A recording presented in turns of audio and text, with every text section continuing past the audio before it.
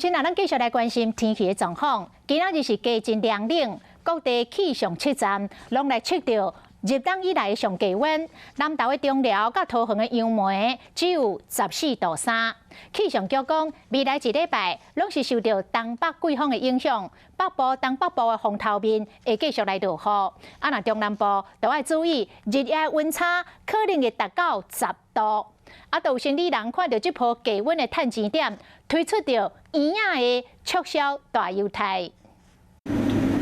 甲圆仔煮熟，人客加一喙乌毛的鸭水流出来。伫咧真冷的天，食一碗烧烧的圆仔汤，互规身躯烧热起来。尤其今仔日下晡上低温，伫咧自动车站南投中寮和桃园杨梅拢刚好14.3度，临港车站的部分，淡水15度半，台北16度半，拢是入冬以来上低温。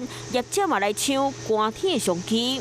在这个汤圆的口味，大概前3名就是花生、芝麻跟鲜肉。这个业绩的目标预计成长2成。莱尔富推出圆仔促销，有名品牌摩仔土豆含9万圆仔，随在你拣2件8折，3件750优惠。7-11有选3件圆仔9折，佮含路口卖凉的联名推出彩虹珍珠圆仔，啊专联是广告用手机的市场，有名品牌用手机圆仔做189块，佮加落去招牌烧仙草香圆仔。一盒特价75块，各有会员红利点数12倍送。